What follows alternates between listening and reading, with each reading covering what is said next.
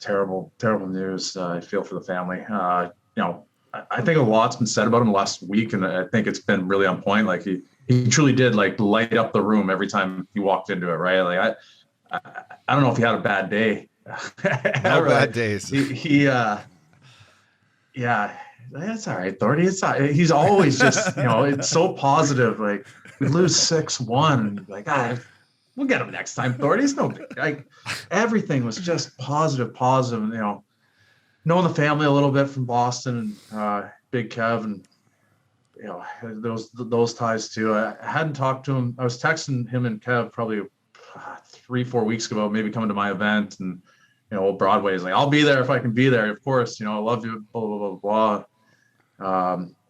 I this is hard because I love the guy. I love the guy. Like he, one of the greatest teammates you could ever have and greatest individuals, and the families is, pure as the driven snow as far as how great of people they are. It was tough.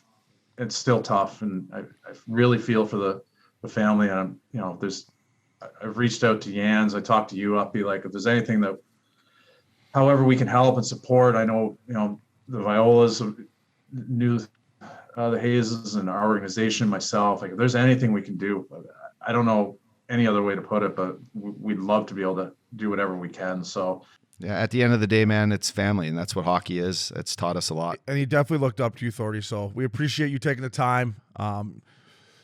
Just continue the Broadway stories. That's how we keep them around, right? Yeah, exactly. There's enough of them to go around. I know they keep popping into my head. Like there's just like when we were doing the thing before we got Thordy on, like they just kept popping into my head. So that's a great point. We'll just keep the Broadway stories rolling, so.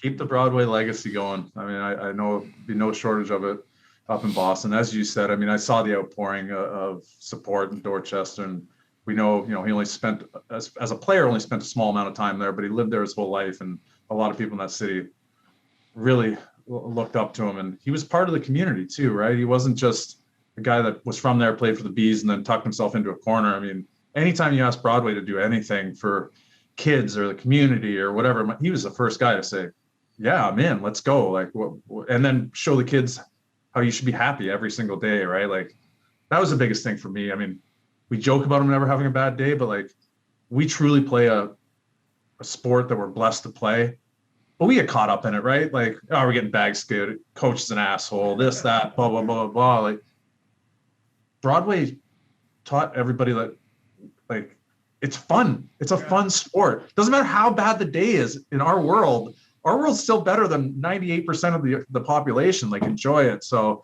I mean, listen, I love the guy to death. I'm honored and privileged I got to know him and his family. And this is not obviously easy to talk about. And it's probably the first time I've really talked about it other than with my wife over the first few days afterwards. So I appreciate you guys having me on and giving me a chance to at least say a few kind words. Not enough probably, but a few kind words for the big fella.